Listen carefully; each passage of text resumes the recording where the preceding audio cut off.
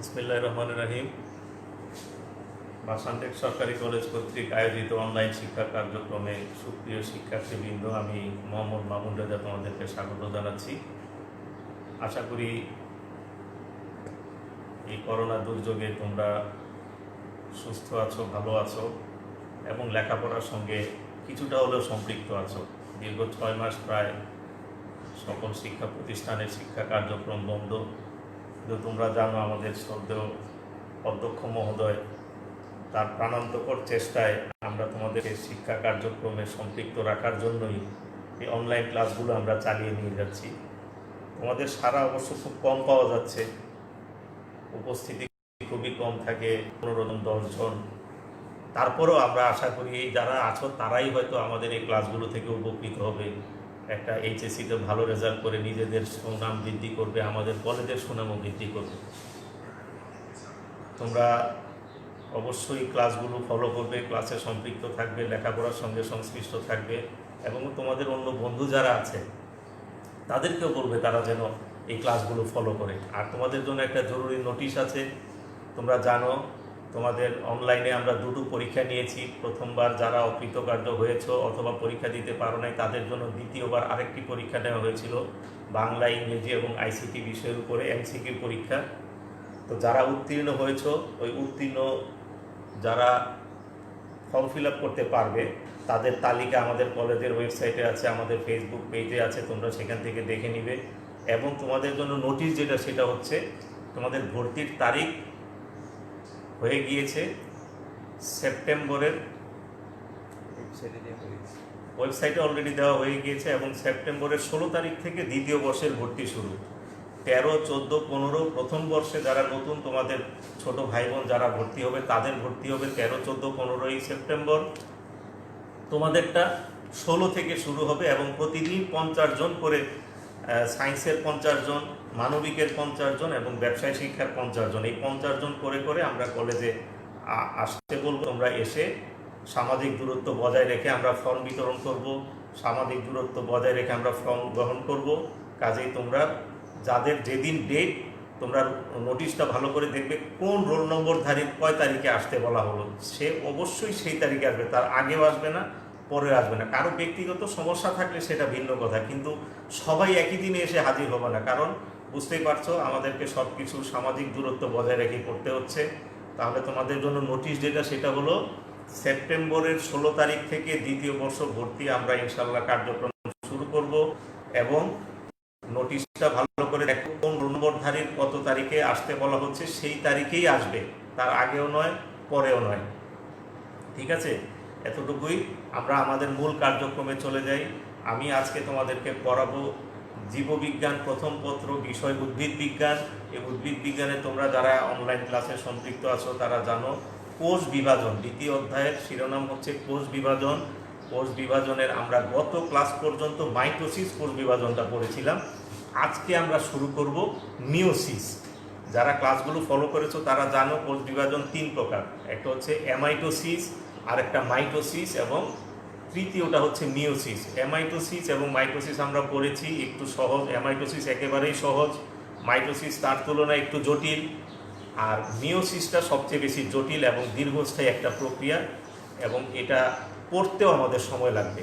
তো আমি আশা করব আজকে থেকে আমরা মিওসিস শুরু করব, 5-6টা ক্লাসের মধ্যে মিওসিসটা আমরা শেষ করতে পারবো।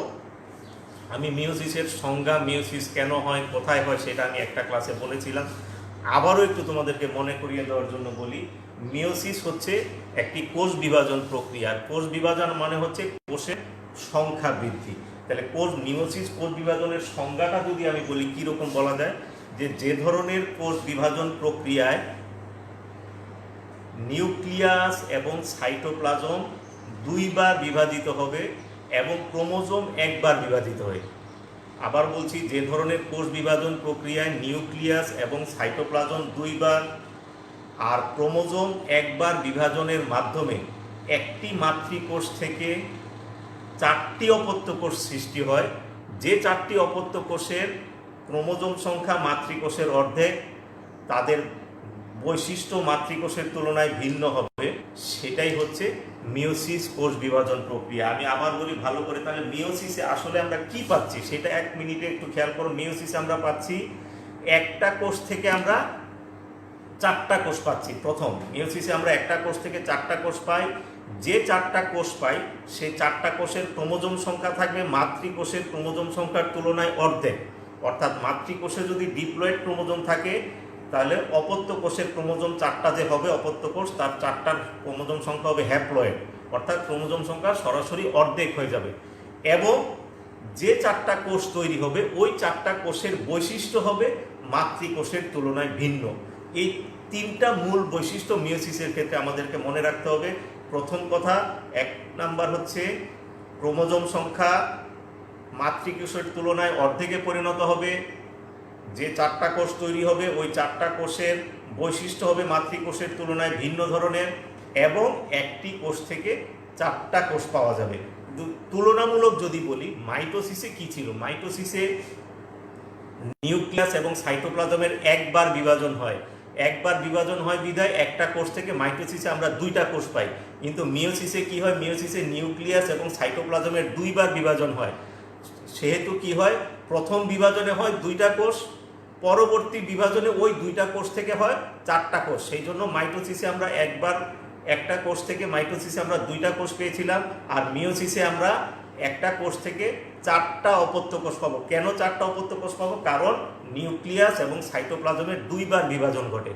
আরেকটা জিনিস হচ্ছে, মাইটোসিস কোষ বিভাজনে ক্রোমোজোম বিভাজিত হয় নাই, সেই জন্য মাতৃকোষ এবং অপত্য কোষের ক্রোমোজোম সংখ্যা ছিল সমান। আর মিওসিসের ক্ষেত্রে কি হয়? মিওসিসে ক্রোমোজোমটাও একবার বিভাজিত হয়। ক্রোমোজোমটা একবার বিভাজিত হওয়ার কারণে কি হয়, মাতৃকোষের ক্রোমোজোম সংখ্যার তুলনায় অপত্য কোষের ক্রোমোজোম সংখ্যা অর্ধেকে পরিণত হয়। যেহেতু ক্রোমোজোম সংখ্যা অর্ধেকে পরিণত হয় বা ক্রোমোজোম সংখ্যা কমে যায় মিওসিসে, সেই জন্য মিওসিস কোষ বিভাজনের আরেক নাম হচ্ছে রিডাকশনাল ডিভিশন বা হ্রাসমূলক বিভাজন। তোমাদেরকে এই প্রশ্নটা করতে পারে, কেন মিওসিসকে হ্রাসমূলক বিভাজন বলা হয়? একটাই উত্তর, সেটা হচ্ছে যেহেতু মিওসিস কোষ বিভাজনে যে 4টি অপত্য কোষ তৈরি হয় ওই 4টি অপত্য কোষের ক্রোমোজোম সংখ্যা মাতৃকোষের তুলনায় অর্ধেকে পরিণত হয়, সেজন্যই মিওসিস কোষ বিভাজনকে রিডাকশনাল ডিভিশন বা হ্রাসমূলক বিভাজন বলা হয়। আমি বোর্ডে তোমাদের সুবিধার জন্য আগেই একে কিছুটা একটা ছক তৈরি করে রেখেছি, তোমরা আশা করি স্পষ্ট বুঝতে পারতেছো কিনা। এই যে মিওসিস আরেকটু কথা বলে নেই। মিওসিস কোষ বিভাজন আমি কিন্তু প্রথমেই বলেছি, মিওসিস কোষ বিভাজনে নিউক্লিয়াস এবং সাইটোপ্লাজম 2বার বিভাজিত হয়। এই 2বার বিভাজিত যে হয়, প্রথম যে বিভাজনটা হয়, প্রথমবার একটা কোষ থেকে 2টা কোষ হয়। প্রথম বিভাজনের মধ্যেই কিন্তু ক্রোমোজোম সংখ্যা অর্ধেকে পরিণত হয়, নতুন বৈশিষ্ট্যের উদ্ভব হয় এবং একটা কোষ থেকে 2টা কোষ পাওয়া যায়। তাহলে ওই বিভাজনটাকে বলা হয় মিওসিস 1। আমি আবার একটু বলি, মিওসিস কোষ বিভাজনে নিউক্লিয়াস এবং সাইটোপ্লাজম 2বার বিভাজিত হয়। প্রথম বিভাজনে নিউক্লিয়াস এবং সাইটোপ্লাজমের প্রথম বিভাজনে কি হয়, ক্রোমোজোম সংখ্যাটা অর্ধেকে পরিণত হয়ে যায়, ক্রসিং ওভারের মাধ্যমে নতুন বৈশিষ্ট্যের উদ্ভব হয় এবং একটা কোষ থেকে 2টা কোষে পরিণত হয়। সেই বিভাজনকে, প্রথম বিভাজনটাকে বলা হয়, মানে প্রথমবার যে বিভাজনটা হচ্ছে নিউক্লিয়াস এবং সাইটোপ্লাজমের, তাকে বলা হয় মিওসিস 1 বা মিওসিস 1। আশা করি বুঝতে পেরেছ। আর মিওসিস 1-এ আমরা যেই 2টা কোষ পাচ্ছি, ওই 2টা কোষ সরাসরি আবার বিভাজিত হয়ে ওই 2টা থেকে 4টা কোষে পরিণত হয়। ওই যে 2টা কোষ থেকে যে 4টা কোষে পরিণত হয়, দ্বিতীয়বার যখন নিউক্লিয়াস এবং সাইটোপ্লাজমের বিভাজন ঘটে, সেটাকে বলা হয় মিওসিস 2। আশা করি বুঝতে পেরেছো মিওসিস 1 কোনটা, মিওসিস 2 কোনটা। মিওসিস 1 হচ্ছে নিউক্লিয়াস এবং সাইটোপ্লাজম প্রথমবার যখন বিভাজিত হয় তখন তাকে বলা হয় মিওসিস 1, এবং প্রথমবার বিভাজিত হয়ে একটা মাতৃকোষ থেকে 2টা অপত্য কোষ পাওয়া যায়। আর যে 2টা অপত্য কোষ পাওয়া যায় মিওসিস 1-এ, ওই 2টা অপত্য কোষই পরবর্তীতে মিওসিস 2 এর মাধ্যমে বিভাজিত হয়ে আরো 2টা মানে 4টা কোষ হয়। প্রথমে একটা কোষ থেকে 2টা কোষ হয় মিওসিস 1-এ, পরবর্তীতে মিওসিস 2 শুরু হয় 2টা কোষ দিয়ে। খেয়াল করো ভালো করে, মিওসিস 1 শুরু হয় একটা কোষ দিয়ে এবং মিওসিস 1 শেষ হয় 2টা কোষ দিয়ে, এবং মিওসিস 2 শুরু হয় ওই দুইটা কোষ দিয়ে। মিওসিস 1 যেখানে শেষ হলো সেখান থেকে মিওসিস 2 শুরু হচ্ছে, দুইটা কোষ দিয়ে মিওসিস 2 শুরু হয়। এবং মিওসিস 2 শেষ হবে কয়টা কোষ দিয়ে? যেহেতু মিওসিস 1 এ আমরা একটা থেকে দুইটা পেয়েছি, এখানে যেহেতু শুরু হচ্ছে দুইটা দিয়ে, আমরা দুইটা থেকে চারটা কোষ পাবো। ওইটাকে বলা হয় মিওসিস 1। যে পর্যায়ে একটা কোষ থেকে দুইটা কোষ হচ্ছে সেটাকে বলা হয় মিওসিস 1, আর যে পর্যায়ে দুইটা থেকে চারটা কোষে পরিণত হচ্ছে তাকে বলা হয় মিওসিস 2। এবং মনে রাখবা মিওসিস 2টা একেবারেই মাইটোসিসের অনুরূপ, সেম মাইটোসিস। মাইটোসিসে যেভাবে একটা কোষে দুইটা কোষ হয়, এই মিওসিস 2এও দুইটা কোষ থেকে চারটা কোষে পরিণত হয়। জটিলতা যা কিছু সব হচ্ছে মিওসিস 1-এ। এই মিওসিস 1-এই ক্রোমোজোম সংখ্যা অর্ধেকে পরিণত হয়। মিওসিস 1-এই ক্রসিং ওভারের মাধ্যমে নতুন বৈশিষ্ট্যের উদ্ভব হয়। সবকিছু মিওসিস 1-এ। তাহলে মিওসিস ছকটা তোমরা ভালো করে খেয়াল করো। মিওসিস এর দুইটা ভাগ, একটা হচ্ছে মিওসিস 1 আর একটা মিওসিস 2। এবং মিওসিস 1-এর চারটা পর্যায় আছে: প্রোফেজ 1, মেটাফেজ 1, অ্যানাফেজ 1 এবং টেলোফেজ 1। ভালো করে খেয়াল করো, প্রোফেজ 1, মেটাফেজ 1, অ্যানাফেজ 1 এবং টেলোফেজ 1। এই চারটা পর্যায়ের মধ্যে প্রোফেজ 1টা হচ্ছে সবচেয়ে জটিল এবং দীর্ঘস্থায়ী। প্রোফেজ 1টা হচ্ছে সবচেয়ে জটিল এবং দীর্ঘস্থায়ী। প্রোফেজ 1কে আবার 5টা উপপর্যায়ে ভাগ করা হয়, যথা ল্যাকটোটিন, জাইগোটিন, প্যাকাইটিন, ডিপ্লোটিন এবং ডায়াকাইনেসিস।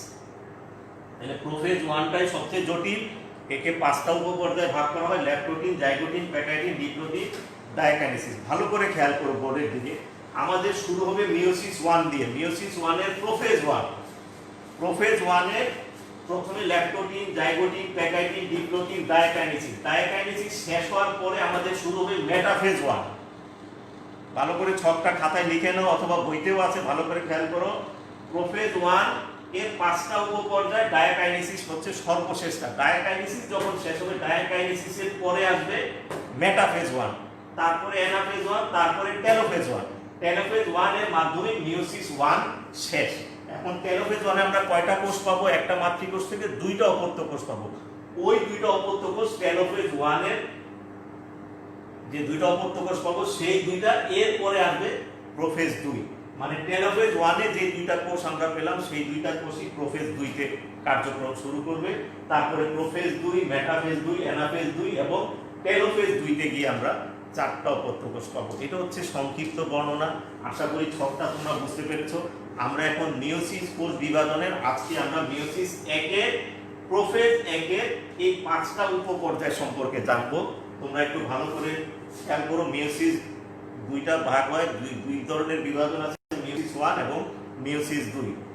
আমরা আজকে বলবো মিওসিস 1 এর প্রোফেজ 1 এর 5টা উপপর্যায়: ল্যাকটোটিন, জাইগোটিন, প্যাকাইটিন, ডিপ্লোটিন এবং ডায়াকাইনেসিস। তাহলে আমি এগুলো মুছে দিচ্ছি।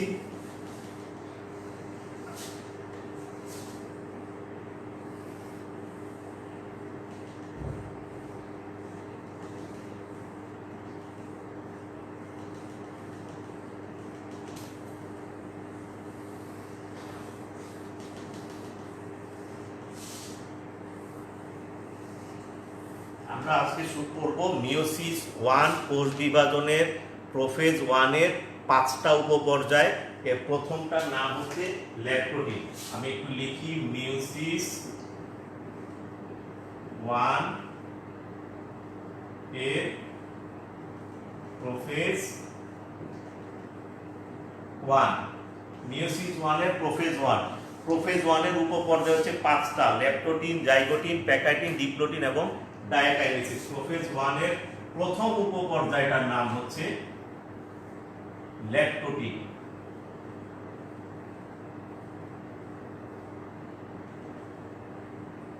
ল্যাকটোটিন যে উপপর্যায়টা, সেই উপপর্যায়টা আমি আবার আগেই বলছিলাম, কিন্তু মিওসিস 1 এর যে 4টা পর্যায় আছে, প্রোফেজ 1, মেটাফেজ 1, অ্যানাফেজ 1 এবং টেলোফেজ 1, এই 4টা পর্যায়ের মধ্যে সবচেয়ে দীর্ঘস্থায়ী এবং জটিল হচ্ছে প্রোফেজ 1।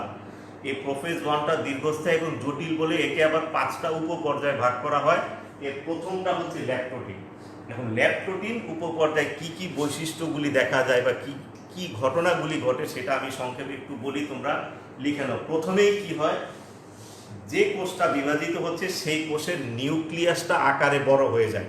নিউক্লিয়াসটা আকারে বড় হয় এবং ওই কোষের যত পরিমাণ ডিএনএ ছিল, ডিএনএর পরিমাণ প্রায় দ্বিগুণ হয়ে যায় ওই কোষে। মানে কোষ মিওসিস, কোষ বিভাজনের শুরুতে কি হয়, নিউক্লিয়াসটা আকারে বড় হয় এবং নিউক্লিয়াসে বিদ্যমান ডিএনএর পরিমাণ পূর্বের তুলনায় দ্বিগুণ হয়ে যায়। 1 নাম্বার বৈশিষ্ট্য।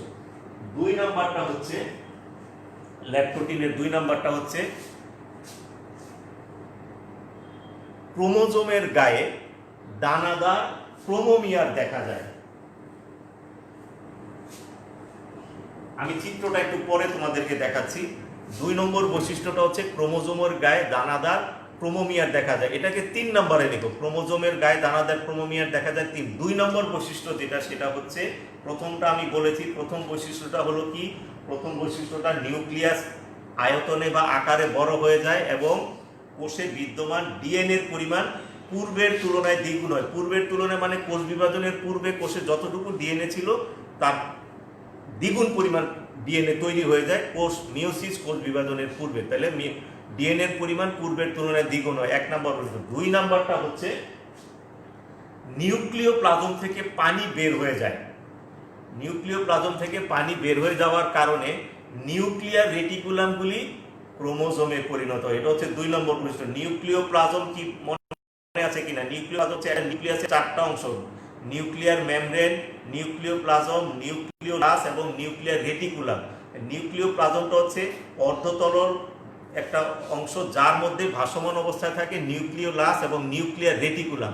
তাহলে নিউক্লিওপ্লাজম থেকে পানি যেহেতু বের হয়ে যায়, বের হয়ে যাওয়ার কারণে ওর মধ্যে যে ভাসমান নিউক্লিয়ার রেটিকুলামগুলো আছে সেগুলো সরু এবং দণ্ডের ন্যায় ক্রোমোজোমে পরিণত হয়। তাহলে 2 নম্বর বৈশিষ্ট্যটা কি বলবো? বৈশিষ্ট্যটা বলবো নিউক্লিওপ্লাজম থেকে পানি বের হয়ে যাবার কারণে, নিউক্লিওপ্লাজম থেকে পানি বের হয়ে যাবার কারণে নিউক্লিয়ার রেটিকুলামগুলো সরু এবং ফিতা বা দণ্ডের ন্যায় ক্রোমোজোমে পরিণত হয়। এটা হচ্ছে 2 নম্বর বৈশিষ্ট্য। 3 নাম্বার যেটা আগেই বলছিলাম সেটা হচ্ছে ক্রোমোজোমের গায়ে দানাদার ক্রোমোমিয়ার দেখা যায়। ক্রোমোজোমের গায়ে দানাদার ক্রোমোমিয়ার দেখা যায়। আর 4 নাম্বার যে বৈশিষ্ট্যটা সেটা হচ্ছে নিউক্লিয়ার মেমব্রেন এবং নিউক্লিওলাস। একটা নিউক্লিয়াসের যে 4টা অংশ কিছুক্ষণ আগে বললাম, এই নিউক্লিয়ার মেমব্রেন এবং নিউক্লিওলাস কখনো সুস্পষ্টভাবে দেখা যায়। নিউক্লিয়ার মেমব্রেন এবং নিউক্লিওলাস কখনো সুস্পষ্টভাবে দেখা যায়। তাহলে ল্যাকটোটিন যে উপপর্যায়টা, এর বৈশিষ্ট্যগুলি আশা করি বুঝতে পেরেছো। 4টা মাত্র বৈশিষ্ট্য। প্রথমেই যেটা আমি বলছি, প্রথম বৈশিষ্ট্যটা হচ্ছে নিউক্লিয়াস আয়তনে বড় হয় এবং ডিএনএর পরিমাণ পূর্বের তুলনায় দ্বিগুণ হয়। 2 নম্বর বৈশিষ্ট্য, নিউক্লিওপ্লাজম থেকে পানি বের হয়ে যায়, বের হয়ে যাওয়ার কারণে নিউক্লিয়ার রেটিকুলামগুলি ক্রোমোজোমে পরিণত হয়। নাম্বার 3, ক্রোমোজোমের গায়ে দানাদার ক্রোমোমিয়ার দেখা যায়। এটা আর কোনো পর্যায়ে দেখা যায় না, শুধুমাত্র এই ল্যাকটোটিন পর্যায়ে ক্রোমোমিয়ারটা দেখা যায়। কাজেই কখনো যদি উদ্দীপক এইরকম কোনো প্রশ্ন তোমরা পেয়ে যাও যে সরাসরি তো ল্যাকটোটিন পর্যায়টা লিখো, এরকম কথা থাকবে না। ওই হয়তো উল্লেখ করবে যে উপপর্যায়ে ক্রোমোমিয়ার দেখা যায় সেই উপপর্যায়টির সংক্ষেপে বর্ণনা করো। তখন তোমাকে ধরে নিতে হবে যেহেতু ক্রোমোমিয়ার দেখা যায় তার মানে এটা হচ্ছে ল্যাকটোটিন। তাহলে 3 নম্বর বৈশিষ্ট্যটা হচ্ছে ক্রোমোমিয়ার দেখা যায়। নাম্বার 4 হচ্ছে নিউক্লিওলাস এবং নিউক্লিয়ার মেমব্রেন সুস্পষ্ট থাকে। এইবার আমরা যদি চিত্রটা একটু আঁকবার চেষ্টা করি বা তোমরা যদি দেখতে পারো, বুঝছে?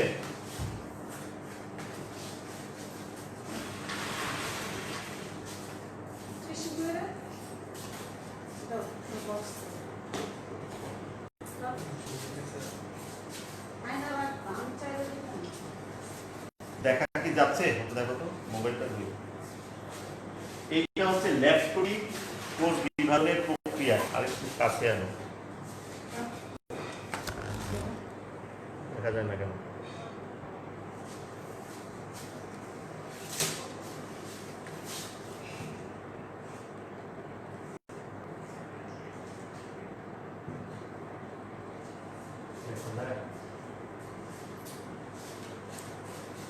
এই যে এটা হচ্ছে ল্যাকটোটিন কোষ বিভাজনের, যে তোমরা নিচে দেখতে পারতেছো ল্যাকটোটিন লেখা আছে।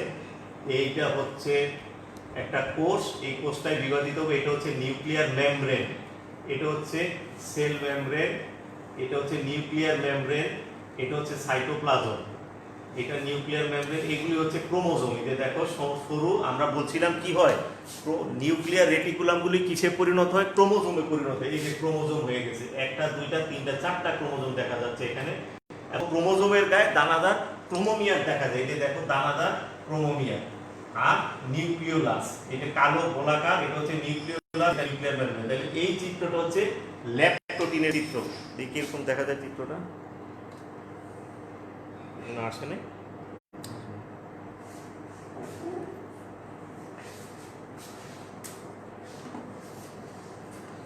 তাহলে আশা করি চিত্রটা তোমরা বুঝতে পেরেছো, বর্ণনার সাথে মিলিয়ে চিত্রটা লিখবা। এই এই এই উপপর্যায়টার একটা ইউনিক বৈশিষ্ট্য আছে, সেটা হচ্ছে এই উপপর্যায়ের ইউনিক বৈশিষ্ট্যটা হচ্ছে এখানে দানাদার ক্রোমোমিয়ার দেখা যায়। যে দেখো এটা হচ্ছে কোষ, এই কোষটাই বিভাজিত হবে মাতৃকোষ, এটা হচ্ছে ওই কোষের নিউক্লিয়াসটা আকারে বড় হয়ে দেখো কোষের প্রায় সমান হয়ে গেছে, এবং এই নিউক্লিয়ার মেমব্রেন এবং নিউক্লিওলাস অবিকৃত আছে। যেটা হলো কালো নিউক্লিওলাস, এটা হলো নিউক্লিয়ার মেমব্রেন। এর ভিতরে আমি বলছি নিউক্লিওপ্লাজম থেকে পানি বের হয়ে যাওয়ার কারণে কি হয়, নিউক্লিয়ার রেটিকুলামগুলি ক্রোমোজোমে পরিণত হয়, সরু দণ্ডের ন্যায় ক্রোমোজোমে পরিণত হয়। এই যে ক্রোমোজোম, একটা দুইটা তিনটা চারটা ক্রোমোজোম। আর ক্রোমোজোমের যে সাদা গোলাকার এগুলি দেখা যাচ্ছে, এগুলি হচ্ছে সেন্ট্রোমিয়ার। এগুলি হচ্ছে ক্রোমোজোমের চারটা ক্রোমোজোম, চারটা ক্রোমোজোমের চারটা সেন্ট্রোমিয়ার। এটা হচ্ছে ল্যাপটোটিন কোষ বিভাজন। আশা করি বুঝতে পেরেছো। এখন আমরা যে 2 নম্বর যে ধাপটা, সেটার নাম হচ্ছে ল্যাপটোটিনের পরে দ্বিতীয় যে উপপর্যায় প্রোফেজ 1-এর, তার নাম হচ্ছে জাইগোটিন। জাইগোটিন সম্পর্কে পড়ব। আমি চিত্রটা সরালাম, পরবর্তীতে আবার তোমাদের সুবিধার জন্য চিত্রটা আমি আনবো। তাহলে আমার 2 নম্বর ল্যাপটোটিন আমরা পড়ে ফেলাম। ল্যাপটোটিনের পরের অংশটা হচ্ছে নাম্বার 2, সেটা হচ্ছে জাইগোটিন।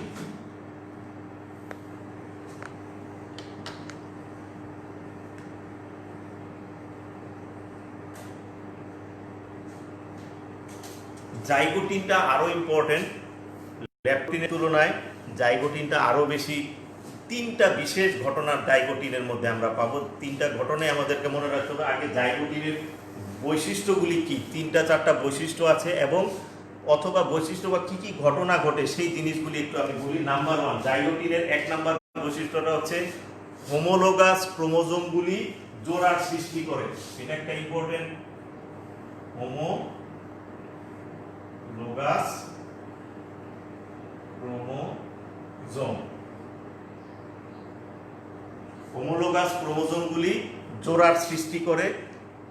1 নাম্বার বৈশিষ্ট্যটা আমি বলছি, হোমোলোগাস ক্রোমোজোমগুলি জোড়ার সৃষ্টি করে।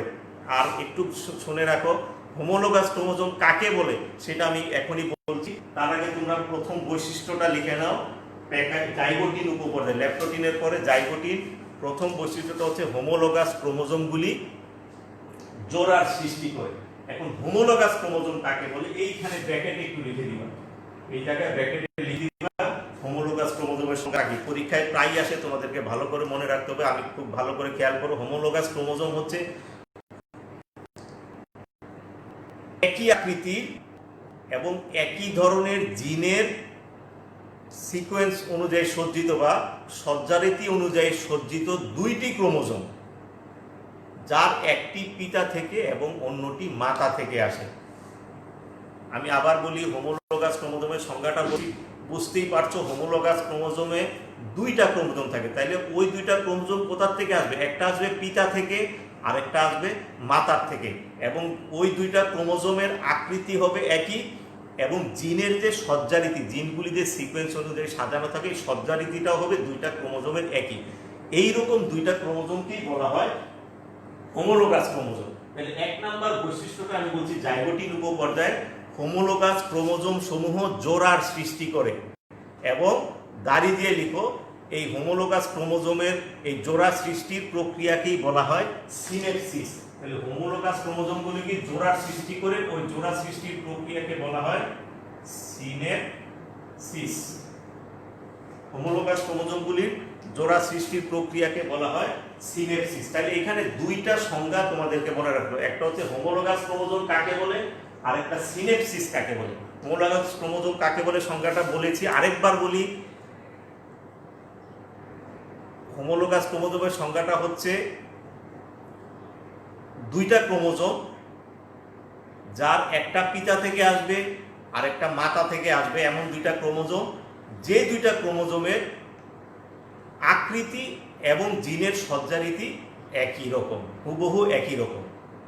এইটাই হচ্ছে হোমোলোগাস ক্রোমোজোম। অর্থাৎ আরো সুন্দরভাবে যদি বলা যায়, একই আকৃতি এবং একই ধরনের জিনের সজ্জারীতি সম্পন্ন দুইটি ক্রোমোজোম যার একটি পিতা থেকে আরেকটি মাতা থেকে আগত, এই রকমের দুইটা ক্রোমোজোমকেই বলা হয় হোমোলোগাস ক্রোমোজোম। এবং হোমোলোগাস ক্রোমোজোমগুলি যে জোড়ার সৃষ্টি করে, ওই জোড়া সৃষ্টির প্রক্রিয়াটাকেই বলা হয় সিনেপসিস। আশা করি 1 নম্বর বৈশিষ্ট্যটা লিখতে পেরেছো। 2 নম্বর বৈশিষ্ট্যটা হচ্ছে প্রতি জোড়া হোমোলোগাস ক্রোমোজোমকে একত্রে আবার কি বলা হয়? বাইভ্যালেন্ট বলা হয়। এটাও আরেকটা টার্ম, তোমরা ভালো করে মনে রাখবা। প্রতি জোড়া হোমোলোগাস ক্রোমোজোমকে বলা হয় বাইভ্যালেন্ট। এখন তাহলে বাইভ্যালেন্ট মানে এক জোড়া হোমোলোগাস ক্রোমোজোমকে বলা হয় বাইভ্যালেন্ট। তাহলে একটা কোষে যতগুলি ক্রোমোজোম থাকবে, বাইভ্যালেন্ট থাকবে ঠিক তার অর্ধেক। কেন অর্ধেক? কারণ দুইটা ক্রোমোজোম মিলে একটা বাইভ্যালেন্ট হয়। যদি 10টা ক্রোমোজোম থাকে একটা কোষে, তাহলে বাইভ্যালেন্ট হবে কয়টা? 5টা। যদি 8টা ক্রোমোজোম থাকে একটা কোষে, তাহলে বাইভ্যালেন্ট হবে কয়টা? 4টা। অর্থাৎ একটা কোষে যতগুলো ক্রোমোজোম থাকবে, বাইভ্যালেন্টের সংখ্যা থাকবে তার ঠিক অর্ধেক। তাহলে 2 নম্বর বৈশিষ্ট্যটা কি লিখলাম আমরা? 2 নম্বর বৈশিষ্ট্যটা হচ্ছে প্রতি জোড়া হোমোলোগাস ক্রোমোজোমকে একত্রে বাইভ্যালেন্ট বলা হয়। নাম্বার 2। নাম্বার 3 হচ্ছে ক্রোমোজোমগুলি আরো খাটো এবং মোটা হয়। ক্রোমোজোমগুলি আরো খাটো এবং মোটা হয়। এবং নাম্বার 4 সর্বশেষ জাইগোটিনের যেটা, সেটা হচ্ছে নিউক্লিওলাস এবং নিউক্লিয়ার মেমব্রেন তখনও সুস্পষ্ট থাকে, মানে বিলুপ্ত হয় নাই। এই উপপর্যায়ে ল্যাক্টোটিনীয় নিউক্লিওলাস এবং নিউক্লিয়ার মেমব্রেন সুস্পষ্ট ছিল, জাইগোটিনীয় নিউক্লিওলাস এবং নিউক্লিয়ার মেমব্রেন সুস্পষ্ট থাকবে। তাহলে এই যে জাইগোটিন উপপর্যায়ের যে 4টা বৈশিষ্ট্য, তার মধ্যে প্রথম 2টা বৈশিষ্ট্যের মধ্যেই আমরা 3টা পয়েন্ট পেয়েছি। এই 3টা পয়েন্ট ভালো করে মনে রাখবে। একটা হচ্ছে হোমোলোগাস ক্রোমোজোম কাকে বলে, 2 নম্বর সিনেপসিস কাকে বলে, 3 নম্বর বাইভ্যালেন্ট কাকে বলে। হোমোলোগাস ক্রোমোজোম কাকে বলে আরেকবার বলি, একই আকৃতির এবং একই ধরনের জিনের সজ্জারীতি সম্পন্ন দুইটি ক্রোমোজোম যার একটি পিতা থেকে আসে আরেকটি মাতা থেকে আসে, এটাই হোমোলোগাস ক্রোমোজোম। আর সিনেপসিস কাকে বলে? হোমোলোগাস ক্রোমোজোমগুলি যে জোড়ার সৃষ্টি করছে, এই জোড়া সৃষ্টির প্রক্রিয়াটাকেই বলা হয় সিনেপসিস। আর বাইভ্যালেন্ট কাকে বলে? বাইভ্যালেন্টটা হচ্ছে হোমোলোগাস ক্রোমোজোম, প্রতি জোড়া হোমোলোগাস ক্রোমোজোমকে একত্রে বলা হয় বাইভ্যালেন্ট। প্রতি জোড়া হোমোলোগাস ক্রোমোজোমকে একত্রে বাইভ্যালেন্ট বলা হয়। এবং মনে রাখবা, একটা কোষে যতগুলো ক্রোমোজোম থাকবে, বাইভ্যালেন্টের সংখ্যা থাকবে ঠিক তার অর্ধেক। একটা কোষে যতগুলো ক্রোমোজোম থাকবে, বাইভ্যালেন্টের সংখ্যা থাকবে ঠিক তার অর্ধেক। এখন আমরা জাইগোটিনের চিত্রটা একটু দেখার চেষ্টা করি। তোমরা ভালো করে চিত্রটা, আশা করি পয়েন্টগুলো লিখতে পেরেছো। এখন চিত্রটা একটু দেখি।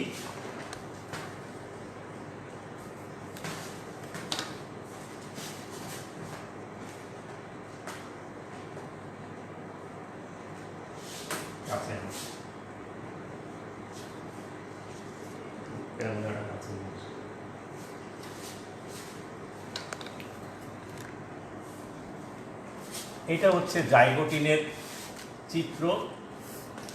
এই যে দেখো, প্যাকাইটিনে আমরা দেখেছিলাম এই যে ক্রোমোজোমগুলি কিন্তু জোড়া আকৃতিতে ছিল না। প্যাকাইটিনে কি ছিল? ক্রোমোজোমগুলি, আমি ধরছি, তুমি ধরো।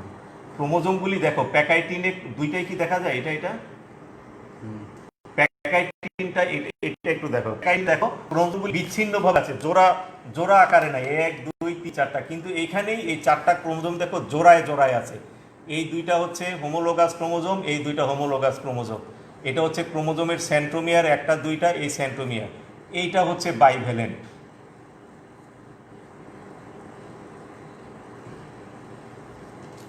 এইটাও একটা বাইভ্যালেন্ট।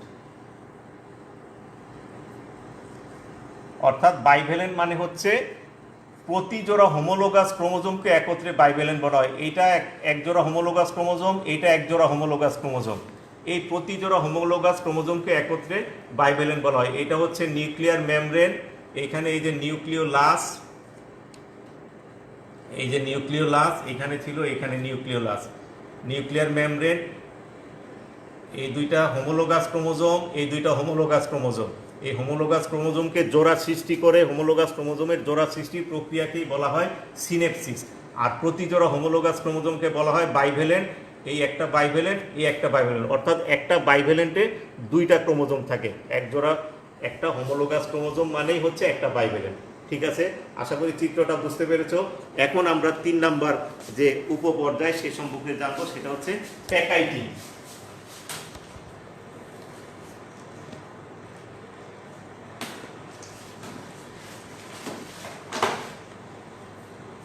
আমরা দুইটা উপপর্যায় পড়লাম, মেয়োসিস 1 এর প্রোফেজ 1। প্রোফেজ 1 এর 5টা উপপর্যায়, ল্যাক্টোটিন, জাইগোটিন।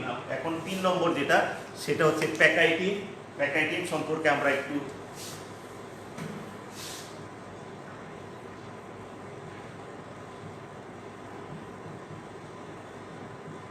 তোমরা বৈশিষ্ট্য এবং চিত্রগুলো ভালো করে বাসায় খেয়াল করবা। আমরা 3 নাম্বার যে উপপর্যায় সে সম্পর্কে পড়ছি, তার নাম হচ্ছে প্যাকাইটিন। 1 নাম্বার যে বৈশিষ্ট্যটা সেটা আমি বলছি, তোমরা একটু খাতায় দ্রুত লিখে নাও, যে ক্রোমোজোমগুলি ক্রমাগত খাটো ও মোটা হতে থাকে। কোষ থেকে পানি বের হয়ে যাওয়ার কারণে অথবা নিউক্লিয় প্লাজম থেকে পানি বের হয়ে যাওয়ার কারণে কি হয়, ক্রোমোজোমগুলি আরও খাটো এবং মোটা হয়। এবং 2 নাম্বার যেটা, সেটা খুব ইম্পর্টেন্ট, বাইভ্যালেন্টের প্রতিটি ক্রোমোজোম, বাইভ্যালেন্ট মানে মনে রাখবা, বাইভ্যালেন্ট মানে ওইখানে কয়টা ক্রোমোজোম থাকবে, দুইটা ক্রোমোজোম। একটা বাইভ্যালেন্টে কয়টা ক্রোমোজোম, দুইটা ক্রোমোজোম। তাহলে বাইভ্যালেন্টের প্রতিটি ক্রোমোজোম সেন্ট্রোমিয়ার ছাড়া বাকি অংশে লম্বালম্বিভাবে বিভক্ত হয়ে 2টি করে ক্রোমাটিড তৈরি করে। আবারও বলছি, বাইভ্যালেন্টের প্রতিটি ক্রোমোজোম, বাইভ্যালেন্টে 2টা ক্রোমোজোম থাকে, বাইভ্যালেন্টের প্রতিটি ক্রোমোজোম সেন্ট্রোমিয়ার ছাড়া বাকি অংশে লম্বালম্বিভাবে বিভক্ত হয়ে 2টি করে ক্রোমাটিড তৈরি করে। তাহলে একটা বাইভ্যালেন্টে 2টা ক্রোমোজোম থাকে। দেখো আমি একটু চিত্রটা আঁকি, এটা একটা ক্রোমোজোম এইরকম। তাহলে বাইভ্যালেন্টের এটা হচ্ছে সেন্ট্রোমিয়ার।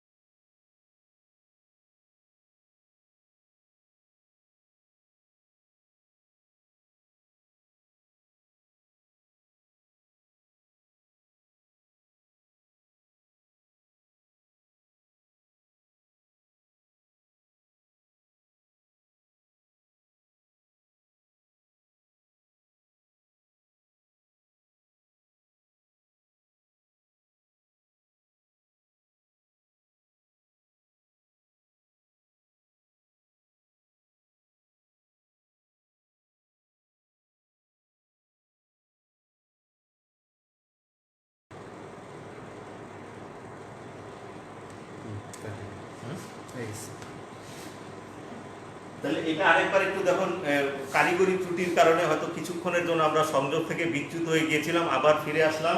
এইটা আমি তোমাদেরকে এটা দেখাচ্ছি প্যাকাইটিন উপপর্যায়ের যে বৈশিষ্ট্যগুলি ঘটে। 2 নম্বর বৈশিষ্ট্যটা বলছি, বাইভ্যালেন্টের প্রতিটি ক্রোমোজোম সেন্ট্রোমিয়ার ছাড়া বাকি অংশে লম্বালম্বিভাবে বিভাজিত হয়ে 2টি করে ক্রোমাটিড তৈরি করে। তাহলে একটা ক্রোমোজোম থেকে হয় 2টা ক্রোমাটিড, তাহলে একটা বাইভ্যালেন্টে 2টা ক্রোমোজোম থাকে সেহেতু কয়টা ক্রোমাটিড তৈরি হবে?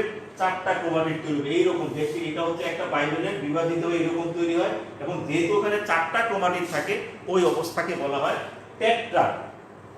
এখন ভালো করে খেয়াল করো, আমি যেটা বলছিলাম যে মিওসিস কোষ বিভাজনে ক্রোমোজোম সংখ্যা অর্ধেকে পরিণত হয় এবং মাতৃকোষের বৈশিষ্ট্যের তুলনায় অপত্য কোষের বৈশিষ্ট্য হয় ভিন্ন রকমের। তাহলে বৈশিষ্ট্য ভিন্ন কখন হবে? যখন তাদের মধ্যে জিনের বিনিময় ঘটবে, ক্রসিং ওভার হবে। এই ক্রসিং ওভারের ঘটনাটা এই প্যাকাইটিন উপপর্যায়ে ঘটে।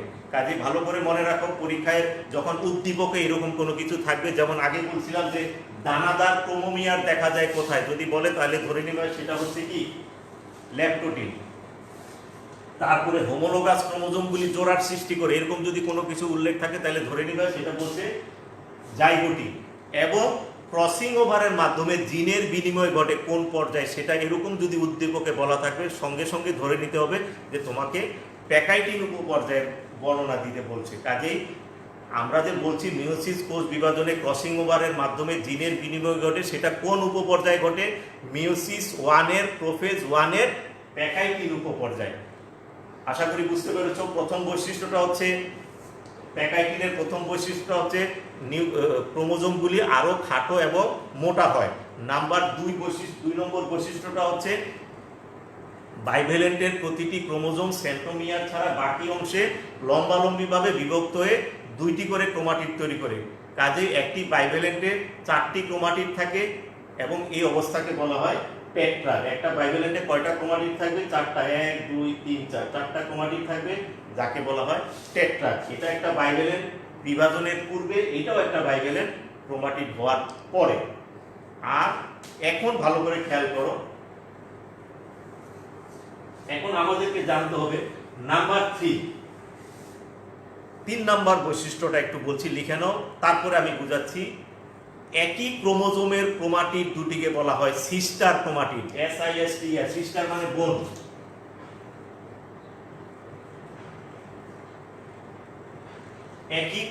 একই ক্রোমোজোমের ক্রোমাটিড দুটিকে বলা হয় সিস্টার ক্রোমাটিড, এবং ভিন্ন ক্রোমোজোমের ক্রোমাটিড দুটিকে বলা হয় নন সিস্টার ক্রোমাটিড। এখন ভালো করে খেয়াল করো, আবারও বলছি 3 নম্বর বৈশিষ্ট্যটা লিখে নাও, তারপর আমি দেখাচ্ছি কোনটা সিস্টার ক্রোমাটিড কোনটা নন সিস্টার ক্রোমাটিড। একই ক্রোমোজোমের ক্রোমাটিডকে বলা হয় সিস্টার ক্রোমাটিড, এবং দুটি ভিন্ন ক্রোমোজোমের ক্রোমাটিডকে বলা হয় নন সিস্টার ক্রোমাটিড। এখন ক্যামেরাটা একটু কাছে আনলে ভালো হয়। এই যে দেখো, এই দুইটা হচ্ছে সিস্টার ক্রোমাটিড, কারণ এটা একই ক্রোমোজোমের ক্রোমাটিড। এটা একই ক্রোমোজোমের ক্রোমাটিড, এটা হচ্ছে সিস্টার। এই দুইটাও সিস্টার। আবারও বলছি, সিস্টার ক্রোমাটিড কোনটা? একই ক্রোমোজোমের ক্রোমাটিড দুটিকে বলা হয় সিস্টার ক্রোমাটিড। তাহলে এইটা এবং এইটা একই ক্রোমোজোমের ক্রোমাটিড। এই যে দেখো সেন্ট্রোমিয়ার, এটা সেন্ট্রোমিয়ার, এই দুইটা একই ক্রোমোজোমের ক্রোমাটিড, এই দুইটাও সিস্টার ক্রোমাটিড, এই দুইটাও সিস্টার ক্রোমাটিড। একই ক্রোমোজোমের ক্রোমাটিড দুটিকে বলা হয় সিস্টার। তাহলে নন সিস্টার কোনটা? নন সিস্টার হচ্ছে, ভালো করে খেয়াল করো, এই ক্রোমোজোমের ক্রোমাটিড এবং এই ক্রোমোজোমের ক্রোমাটিড, এটার থেকে একটা এবং এটার থেকে একটা, এই দুইটা যদি নেই, এই দুইটা কিন্তু ভিন্ন ক্রোমোজোমের ক্রোমাটিড। এটা একটা ক্রোমোজোম, সরি এটা একটা ক্রোমোজোম। একই ক্রোমোজোমের ক্রোমাটিড দুটি হচ্ছে সিস্টার, একই ক্রোমোজোমের ক্রোমাটিড দুটি হচ্ছে সিস্টার, কিন্তু এই ক্রোমোজোমের ক্রোমাটিড এবং এই ক্রোমোজোমের ক্রোমাটিড, এই দুইটা হচ্ছে নন সিস্টার। আশা করি বুঝতে পেরেছো কোনটা সিস্টার কোনটা নন সিস্টার। সিস্টার মানে একই ক্রোমোজোমের দুইটা ক্রোমাটিড, আর নন সিস্টার মানে ভিন্ন ক্রোমোজোমের, এই ক্রোমোজোমের একটা এবং এই ক্রোমোজোমের একটা, এই দুইটাকে বলা হয় নন সিস্টার ক্রোমাটিড। আশা করি বুঝতে পেরেছো। তাহলে 3 নম্বর বৈশিষ্ট্যটা লিখবা, একই ক্রোমোজোমের ক্রোমাটিড দুটিকে বলা হয় সিস্টার ক্রোমাটিড, এবং ভিন্ন ক্রোমোজোমের ক্রোমাটিড দুটিকে বলা হয় নন সিস্টার ক্রোমাটিড।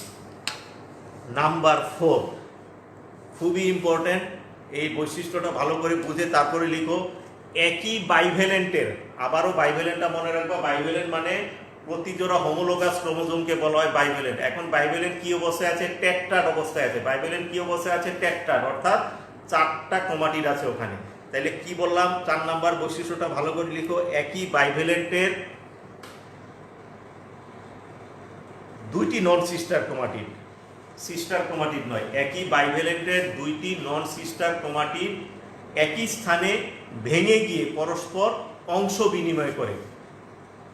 একই বাইভ্যালেন্টের দুটি নন সিস্টার ক্রোমাটিড, আমি কিন্তু আগেই দেখিয়েছি কোন দুইটা সিস্টার ক্রোমাটিড, কোন দুইটা নন সিস্টার। নন সিস্টার মানে দুটি ভিন্ন ক্রোমোজোমের ক্রোমাটিড, আর সিস্টার মানে একই ক্রোমোজোমের ক্রোমাটিড। তাহলে বৈশিষ্ট্যটা লিখবা, একই বাইভ্যালেন্টের দুটি নন সিস্টার ক্রোমাটিড একই স্থানে ভেঙে গিয়ে পরস্পর অংশ বিনিময় করে। একই স্থানে ভেঙে গিয়ে পরস্পর তারা কি করে? অংশ বিনিময় করে, এবং পরবর্তীতে ওই স্থানটি পুনরায় জোড়া লেগে যায়।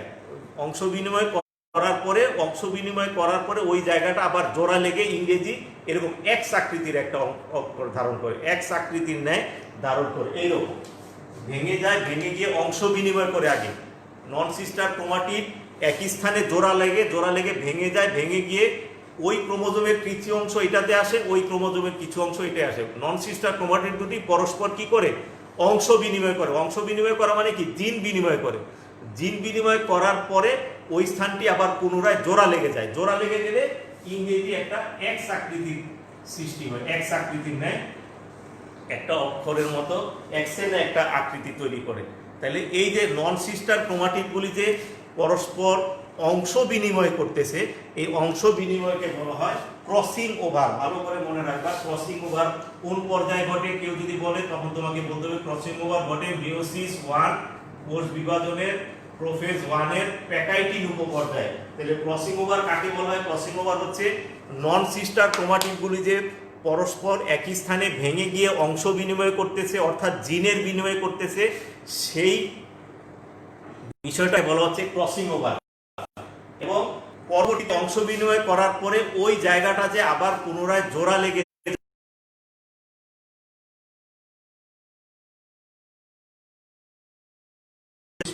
5 নাম্বার বৈশিষ্ট্যটা হচ্ছে প্যাকাইটিন উপপর্যায়ে নিউক্লিয়াস এবং নিউক্লিয়ার মেমব্রেন তখনও পর্যন্ত অবিকৃত থাকে। ল্যাক্টোটিনেও নিউক্লিয়ার মেমব্রেন থাকবে, জাইগোটিনেও নিউক্লিয়াস এবং নিউক্লিয়ার মেমব্রেন থাকবে, প্যাকাইটিনেও নিউক্লিয়াস এবং নিউক্লিয়ার মেমব্রেন অবিকৃত থাকবে। এই 5টা বৈশিষ্ট্য আশা করি লিখতে পেরেছো। জাইগোটিনের 3টা তার ভালো করে মনে রাখবা, একটা হচ্ছে হোমোলোগাস ক্রোমোজোম, একটা সিনেপসিস, আর একটা বাইভ্যালেন্ট। প্যাকাইটিনের 2টা জিনিস ভালো করে মনে রাখবা, একটা হচ্ছে ক্রসিং ওভার কাকে বলে, আর একটা কায়াজমা কাকে বলে। আমি আবার বলছি, ক্রসিং ওভার কাকে বলে? একই বাইভ্যালেন্টের দুটি নন সিস্টার ক্রোমাটিড একই স্থানে ভেঙে গিয়ে পরস্পর অংশ বিনিময় করে, অর্থাৎ জিনের বিনিময় করে। এই যে নন সিস্টার ক্রোমাটিডের পরস্পরের অংশ বিনিময় করাকেই বলা হয় ক্রসিং ওভার। আর ক্রসিং ওভার হওয়ার পরে জোড়া লাগা স্থান, ওই যে অংশ বিনিময় করার পরে ওই জোড়া লাগা স্থানটি এক্স আকৃতির অংশ তৈরি করে, এক্সের ন্যায় ইংরেজি এক্স অক্ষরের ন্যায় আকৃতি ধারণ করে জোড়া লাগা স্থানটি, তাকে বলা হয়, ওই জোড়া লাগা স্থানটিকে বলা হয় কায়াজমা। বাংলায় বলা হয় কায়াজমা, ইংরেজিতে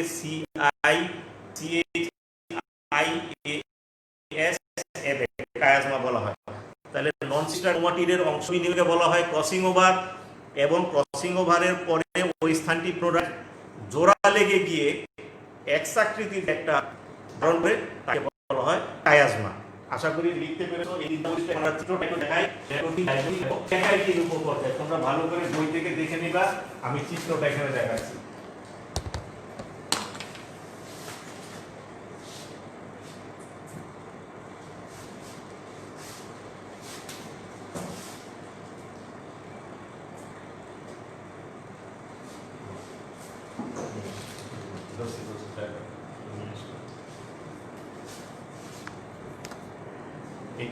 এই যে ল্যাক্টোটিন আমরা পড়ে ফেলছি, এই যে জাইগোটিন, প্রতি জোড়া হোমোলোগাস ক্রোমোজোমকে বাইভ্যালেন্ট বলা হয়। এই এক জোড়া হোমোলোগাস ক্রোমোজোম, এটা একটা বাইভ্যালেন্ট। এই এক জোড়া হোমোলোগাস ক্রোমোজোম, এটা বাইভ্যালেন্ট। হোমোলোগাস ক্রোমোজোমগুলি একই আকৃতির হয়, দেখে নাও। এই দুইটা একই আকৃতির, এই দুইটা একই আকৃতির। 3 নম্বর আমরা যেটা পড়লাম সেটা হচ্ছে প্যাকাইটিন উপপর্যায়। প্যাকাইটিন উপপর্যায় এই যে দেখো ইংরেজি এক্স আকৃতির একটা, এই যে এইটা হলো কায়াজমা, যে এই যে পরস্পর অংশ বিনিময় করলো, এটা হচ্ছে টেট্রাড।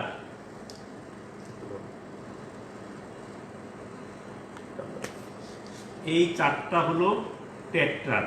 আমি যে বলছিলাম টেট্রাডটা কি, এটা হলো টেট্রাড। এই চারটা। এখন দেখো এই দুইটা হচ্ছে সিস্টার ক্রোমাটিড, এই দুইটা সিস্টার ক্রোমাটিড, এই দুইটা সিস্টার, এই দুইটা সিস্টার। এখন অংশ বিনিময় করতেছে কি, এই ক্রোমোজোমের এই ক্রোমাটিড, এই ক্রোমোজোমের, অর্থাৎ নন সিস্টার ক্রোমাটিড, এই ক্রোমোজোমের এই ক্রোমাটিডের সাথে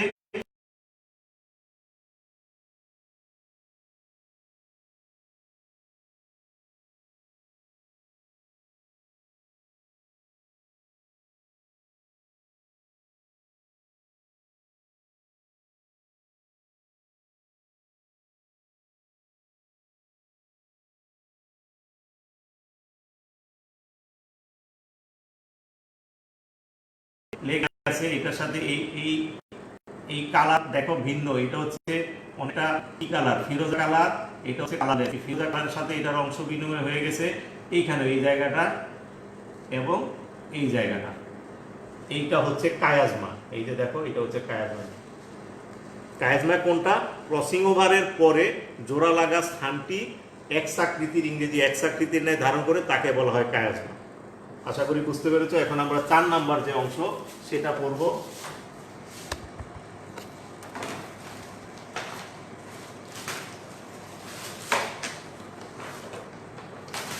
আমরা ল্যাপটোটিন, জাইগোটিন, প্যাকাইটিন পড়লাম। এখন আমরা পড়ব ডিপ্লোটিন।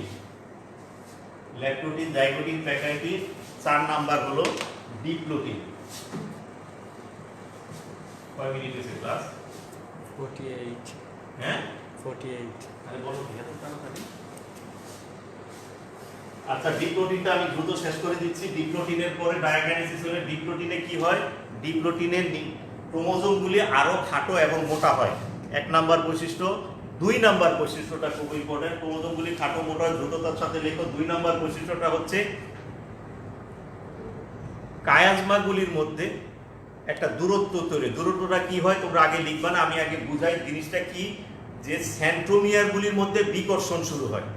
সেন্ট্রোমিয়ারগুলির মধ্যে মনে করো এই একটা সেন্ট্রোমিয়ার, এই একটা সেন্ট্রোমিয়ার, এই একটা সেন্ট্রোমিয়ার, এরকম থাকে।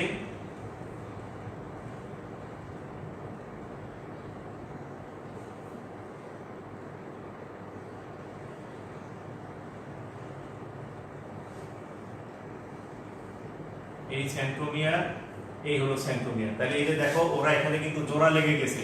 এই জায়গাটা হচ্ছে, এটা হলো কায়াজমা, এটা হলো কায়াজমা। এই জায়গাটা জোড়া লাগা স্থানটা হচ্ছে কায়াজমা। তাহলে আমি তোমাদেরকে যেটা বুঝাচ্ছি সেটা হলো ডিপ্লোটিন উপপর্যায় কি হয়। প্রথম বৈশিষ্ট্যটা হচ্ছে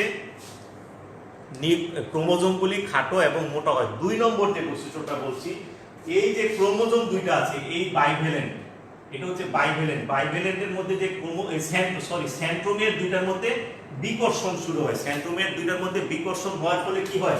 সেন্ট্রোমিয়ারগুলি দূরে সরে যায়। এইটা এখানে চলে আসে, এই সেন্ট্রোমিয়ারটা এখানে চলে আসে, এই সেন্ট্রোমিয়ারটা এখানে চলে আসে। তাহলে সেন্ট্রোমিয়ারগুলি যখন দূরে সরে যায়, তাহলে এই জায়গায় একটা খালি জায়গা তৈরি, বড় একটা জায়গা তৈরি হয়ে যায়। কিন্তু কায়াজমাগুলি কিন্তু যুক্ত থাকে। সেন্ট্রোমিয়ারগুলি দূরে সরে যায়। ভালো করে চিত্রটা খেয়াল করো।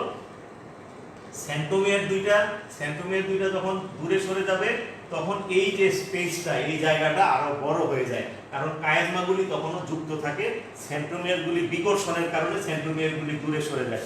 তখন যে একটা খালি জায়গা তৈরি হয়, এই জায়গাটাকে বলা হয় লুপ। কাজেই যদি উদ্দীপকে কখনো উল্লেখ থাকে যে লুপ কোন উপপর্যায়ে দেখা যায়, আমরা সরাসরি আমাদেরকে ধরে নিতে হবে যে প্রোফেজ 1 এর, মিওসিস 1 এর, প্রোফেজ 1 এর ডিপ্লোটিনের লুপ তৈরি হয়। তাহলে লুপটা কিভাবে তৈরি হয়? লুপটা তৈরি হয় এই যে একই বাইভ্যালেন্টের সেন্ট্রোমিয়ার দুটির মধ্যে বিকর্ষণ শুরু হয়। সেন্ট্রোমিয়ার দুটির মধ্যে বিকর্ষণ হলে এরা একটা আরেকটা থেকে দূরে সরে যায়। দূরে সরে গেলে এই যে দুইটা কায়াজমার মাঝখানে, এটা একটা কায়াজমা, এটা আরেকটা কায়াজমা, এই দুইটা কায়াজমার মাঝখানে একটা ফাঁকা জায়গা তৈরি হয়। ওই ফাঁকা জায়গাটাকে বলা হয় লুপ। তাহলে লুপ তৈরি হবে কোন সময়? ডিপ্লোটিন উপপর্যায়ে। 2 নম্বর বৈশিষ্ট্যটা আশা করি লিখতে পেরেছো। 3 নম্বর বৈশিষ্ট্যটা আমি বলছি, কায়াজমাগুলি এই যে কায়াজমা, কায়াজমাগুলি ক্রোমোজোমের প্রান্তের দিকে সরে যেতে থাকে, প্রথমে মাঝামাঝি থাকে, তারপরে আরো প্রান্তের দিকে যেতে থাকে। এই প্রান্তের দিকে কায়াজমাগুলির প্রান্তের দিকে যাওয়াকে বলা হয় প্রান্তীয়করণ বা টার্মিনালাইজেশন।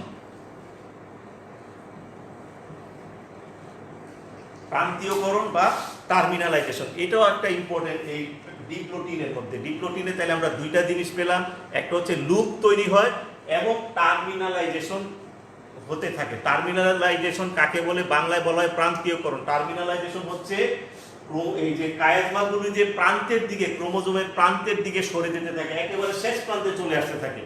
কায়াজমাগুলো ক্রোমোজোমের একেবারে শেষ প্রান্তে চলে আসতে থাকে, ওই চলে আসাকেই বলা হয় প্রান্তীয়করণ বা টার্মিনালাইজেশন। নাম্বার 3, এই যে ডিপ্লোটিনে আরেকটা হচ্ছে, ডিপ্লোটিনে আরেকটা বৈশিষ্ট্য ইম্পর্টেন্ট, সেটা হচ্ছে এই উপপর্যায়ে রোটেশন বা ঘূর্ণন ঘটে। ডিপ্লোটিনে কি ঘটে? রোটেশন। কয়জন আছে বলছেন? 18 জন। ডিপ্লোটিনে রোটেশন বা ঘূর্ণন ঘটে। অর্থাৎ কি হয় রোটেশন বা ঘূর্ণন? মানে হচ্ছে ক্রোমোজোমের দুই বা ততোধিক বাহু ঘুরে গিয়ে অবস্থান বা তার স্থান টোটালি বদল করে ফেলে। একেবারে ক্রোমোজোমের দুই বা ততোধিক বাহু সম্পূর্ণ ঘুরে গিয়ে অবস্থান পরিবর্তন করে। তখন কি হয়?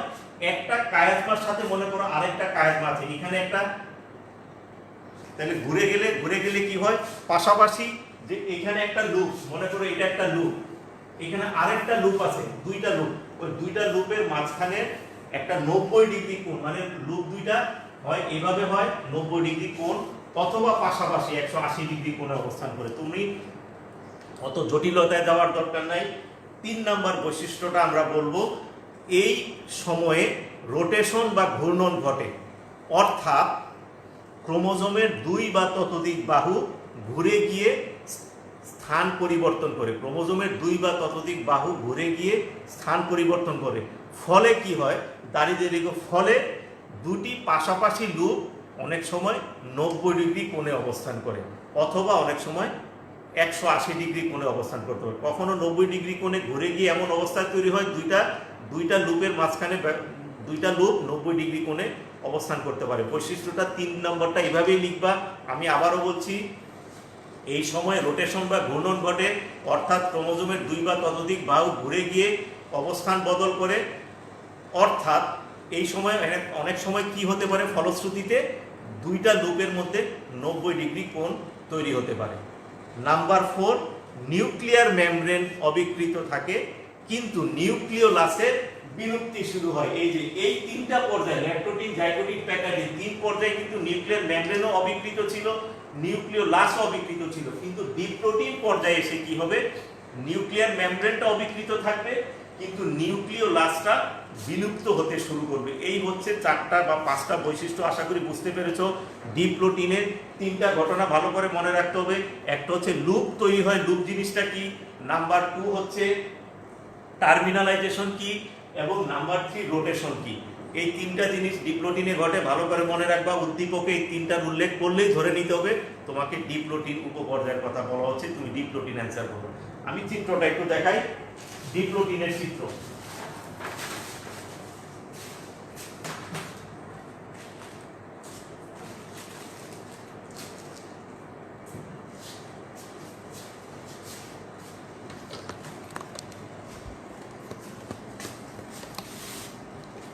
এই যে ল্যাক্টোটিন, জাইগোটিন, প্যাকাইটিন, আমরা যে ডিপ্লোটিনে আছি, এইটা হচ্ছে লুপ। এই ফাঁকা জায়গা, এই যে দেখো সেন্ট্রোমিয়ার, এইটা দেখাও আগে। এই যে প্যাকাইটিনে দেখো সেন্ট্রোমিয়ার দুইটা খুব কাছাকাছি আছে। প্যাকাইটিনের সেন্ট্রোমিয়ার দুইটা কাছাকাছি, সাদা সেন্ট্রোমিয়ার, এই সাদাটা সেন্ট্রোমিয়ার কাছাকাছি। এইখানে সেন্ট্রোমিয়ারগুলির বিকর্ষণ শুরু হয়, ফলে একটা আরেকটা থেকে দূরে সরে যায়। এই যে একটা ফাঁকা জায়গা, এটাকে বলা হয় লুপ। এই ফাঁকা জায়গাটাকে বলা হয় লুপ। কেন লুপটা তৈরি হলো? সেন্ট্রোমিয়ারগুলির মধ্যে বিকর্ষণ শুরু হওয়ার কারণে এরা একটা থেকে আরেকটা দূরে সরে যায়, এবং দুই কায়াজমার মধ্যবর্তী স্থানে, এটা কায়াজমা, এটাও কায়াজমা, এই দুই কায়াজমার মধ্যবর্তী স্থানে ফাঁকা জায়গা তৈরি হয়, যাকে বলা হয় লুপ। এই যে দেখো, এটা সেন্ট্রোমিয়ার দূরে সরে গেছে, এই সেন্ট্রোমিয়ার দূরে সরে গেছে, এবং এই যে কায়াজমাগুলি কি হয়? আস্তে আস্তে প্রান্তের দিকে চলে আসতে থাকে, ক্রোমোজোমের একেবারে শেষ প্রান্তে চলে আসে। একে বলা হয় টার্মিনালাইজেশন, এবং টার্মিনালাইজেশন বা প্রান্তীয়করণ। আর আরেকটা কি হয়, এই পর্যায়ে রোটেশন বা ঘূর্ণন ঘটে, অর্থাৎ এই লুপের সাথে এই লুপের অনেক সময় একটা 90 ডিগ্রি কোণ তৈরি হয়ে যায়। এটা একটা লুপ, এটা আরেকটা লুপ। এই লুপ যখন ঘুরে গিয়ে এইভাবে তৈরি হয়ে যায়, তখন একটা লুপের সাথে আরেকটা লুপের 90 ডিগ্রি একটা কোণ তৈরি হয়ে যেতে পারে। আর সর্বশেষ যেটা কি বলছি, 4 নাম্বার বৈশিষ্ট্যটা, নিউক্লিয়ার মেমব্রেন অবিকৃত থাকবে কিন্তু নিউক্লিওলাসের বিলুপ্তি শুরু হয়। এখানে দেখো নিউক্লিওলাসটা সুস্পষ্ট একদম কালো, কিন্তু এখানে বিলুপ্তি শুরু হয়, মানে আবছা আবছা অস্পষ্ট। এই যে নিউক্লিয়ার মেমব্রেনের নিউক্লিওলাসের বিলুপ্তি শুরু হয়ে গেল। এটা হচ্ছে ডিপ্লোটিন। সর্বশেষ যেটা আমরা পড়বো সেটা হচ্ছে ডায়াকাইনেসিস। এখনই দেখাচ্ছি, আর 5 মিনিটেই ক্লাসটা শেষ হবে। ডায়াকাইনেসিসটা একটু লিখে নাও। মিওসিস কোষ বিভাজনের প্রোফেজ 1-এর সর্বশেষ যে উপপর্যায়, এটা হচ্ছে ডায়াকাইনেসিস।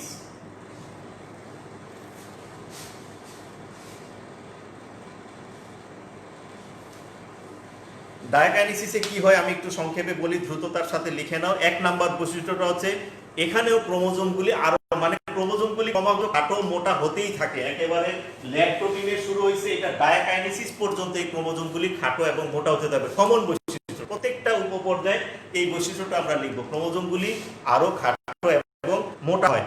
নাম্বার 2, কায়াজমাগুলোর প্রান্তীয়করণ তখনও চলতে থাকে এবং এরা ক্রোমোজোমের একেবারে শেষ প্রান্তে এসে পৌঁছায়। কায়াজমাগুলোর প্রান্তীয়করণ কিন্তু ডিপ্লোটিনে শুরু হয়েছিল। কায়াজমাগুলোর প্রান্তীয়করণ ডিপ্লোটিনে শুরু হয়েছিল, কিন্তু এই প্রান্তীয়করণ ডায়াকাইনেসিসেও চলতে থাকবে এবং ক্রোমোজোমগুলোর একেবারে শেষ প্রান্তে কায়াজমাগুলো এসে পৌঁছায়। নাম্বার 2। 3 নাম্বার, বাইভ্যালেন্টগুলি, এই যে বাইভ্যালেন্ট, এটা একটা বাইভ্যালেন্ট। বাইভ্যালেন্টগুলো প্রথমে কেন্দ্রের দিকে থাকে, কেন্দ্র থেকে ওই যে কেন্দ্র মানে কিসের কেন্দ্র, নিউক্লিয়াসটা তো অনেকটা গোলাকার, প্রথমে কেন্দ্রের দিকে থাকে, তারপরে বাইভ্যালেন্টগুলি এই পরিধির দিকে চলে আসে, এই পরিধির দিকে চলে আসে। প্রথমে কেন্দ্রের দিকে থাকে, পরবর্তীতে পরিধির দিকে চলে আসে। এবং নাম্বার 4 বৈশিষ্ট্যটা হচ্ছে নিউক্লিয়ার মেমব্রেন এবং নিউক্লিওলাস বিলুপ্ত হয়ে যায়। এই জায়গায় এসে আমরা ডায়াকাইনেসিসে এসে আমরা নিউক্লিয়ার মেমব্রেনও পাবো না, নিউক্লিওলাসও পাবো না। তাহলে নিউক্লিওলাস এবং নিউক্লিয়ার মেমব্রেনের বিলুপ্ত হয়। এবং সর্বশেষ 5 নাম্বার বা 6 নাম্বার যতটাই হোক, সর্বশেষ ডায়াকাইনেসিসের বৈশিষ্ট্যটা আমি বলছি, সেটা হচ্ছে এই উপপর্যায়ের শেষের দিকে সূক্ষ্মতন্তুর আবির্ভাব ঘটে, যার থেকে পরবর্তীতে সূক্ষ্মতন্তুর আবির্ভাব ঘটে, যার থেকে পরবর্তীতে স্পিন্ডল যন্ত্র তৈরি হবে বা স্পিন্ডল যন্ত্র গঠিত। স্পিন্ডল যন্ত্র, SPINDL, স্পিন্ডল যন্ত্র। তাহলে আশা করি ডায়াকাইনেসিস বৈশিষ্ট্যগুলি লিখতে পেরেছো। মিওসিস 1 এর প্রোফেজ 1 এর 5টা উপপর্যায়ের সর্বশেষ হচ্ছে ডায়াকাইনেসিস। আমি আরেকবার বলছি বৈশিষ্ট্যগুলি। 1 নাম্বার, ক্রোমোজোমগুলি আরো খাটো ও মোটা হয়। 2 নাম্বার, কায়াজমাগুলো টার্মিনাইজেশন চলতে থাকে এবং এরা কি হয়, একেবারে ক্রোমোজোমের শেষ প্রান্তে, কায়াজমাগুলো একেবারে ক্রোমোজোমের শেষ প্রান্তে এসে পৌঁছায়। 3 নাম্বার বৈশিষ্ট্যটা হচ্ছে বাইভ্যালেন্টগুলি কেন্দ্র থেকে পরিধির দিকে চলে আসে। কেন্দ্র আর পরিধি কোথায় ব্যবহৃত হয়? বৃত্তের ক্ষেত্রে ব্যবহৃত হয়। তাহলে বৃত্তকে, কোনটাকে বৃত্ত হিসেবে ব্যবহার করা হচ্ছে? নিউক্লিয়ার মেমব্রেনটাকে। তাহলে নিউক্লিয়ার মেমব্রেনে বাইভ্যালেন্টগুলি শুরুতে ওই নিউক্লিয়ার মেমব্রেনের ভিতরে বা নিউক্লিয়াসের ভিতরে কোথায় ছিল? কেন্দ্রের দিকে ছিল। তাহলে বাইভ্যালেন্টগুলি কি হয়, কেন্দ্র থেকে পরিধির দিকে, বাইরের দিকে চলে আসে, কেন্দ্র থেকে পাশের দিকে চলে আসে, পরিধির দিকে চলে আসে। নাম্বার 4, নিউক্লিয়ার মেমব্রেন এবং নিউক্লিওলাস দুইটাই বিলুপ্ত হয়ে যায়। এই 3টা উপপর্যায়ে নিউক্লিয়ার মেমব্রেন এবং নিউক্লিওলাস অবিকৃত ছিল। ডিপ্লোটিনে নিউক্লিওলাস বিলুপ্তি শুরু হয়েছে, কিন্তু নিউক্লিয়ার মেমব্রেন তখনও ছিল। আর ডায়াকাইনেসিসে নিউক্লিয়ার মেমব্রেনও থাকবে না, নিউক্লিওলাসও থাকবে না, দুইটারই বিলুপ্তি শুরু হয়। এবং সর্বশেষ যেটা বলছি, শেষ দিকে কি হয়, সূক্ষ্মতন্তুর আবির্ভাব ঘটে। যে সূক্ষ্মতন্তু পরবর্তীতে কি তৈরি করে? স্পিন্ডল যন্ত্র তৈরি করে। এই স্পিন্ডল যন্ত্রই আমরা পরবর্তীতে ডায়াকাইনেসিস শেষ হলো মিওসিস 1 এর প্রোফেজ 1 এর ডায়াকাইনেসিস। তারপরে আমরা নেক্সট যে ক্লাসটা, সেই ক্লাসে আমরা কি পড়ব? প্রোফেজ 1 এর পরে হচ্ছে মেটাফেজ 1। নেক্সট ক্লাসে শুরু হবে মেটাফেজ 1। আশা করি বুঝতে পেরেছো। আমরা প্রোফেজ 1 দিয়ে শুরু করলাম, মিওসিস 1 এর চারটা পর্যায়, মিওসিস ওয়ানের চারটা পর্যায়, prophase one, metaphase one, anaphase one, telophase one. Meiosis ওয়ানের প্রোফেজ ওয়ান আমরা আজকে শেষ করলাম। নেক্সট আমার যেদিন ক্লাস থাকবে, আশা করি ক্লাসে তোমরা শরীর থাকবে, আমরা পড়বো মেটাফেজ ওয়ান। আমি শুধু ডায়াকাইনেসিসের চিত্রটা একটু দিয়ে দেখিয়ে আজকে ক্লাসটা শেষ করে দিচ্ছি।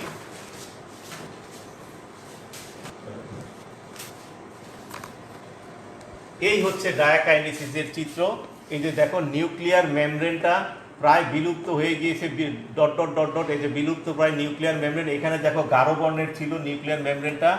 এই যে ল্যাপটোটিন, জাইগোটিন, প্যাকাইটিন, ডিপ্লোটিন, সব জায়গায় নিউক্লিয়ার মেমব্রেনটা গাঢ়, কিন্তু ডায়াকাইনেসিসে এসে নিউক্লিয়ার মেমব্রেনটা বিলুপ্তির মতো হয়ে গিয়েছে, নাই। আর নিউক্লিয়াস একেবারেই নাই। আর এই যে এরা কি হচ্ছে, কেন্দ্র থেকে পরিধির দিকে চলে আসছে। এখানে কেন্দ্রে ছিল, আরেকটু হলে ভালো হইতো, আরো এই পাশে হলে চিত্রটা ভালো হতো। যাই হোক, তারপরেও তোমরা বুঝে নাও এই কায়াজমাগুলো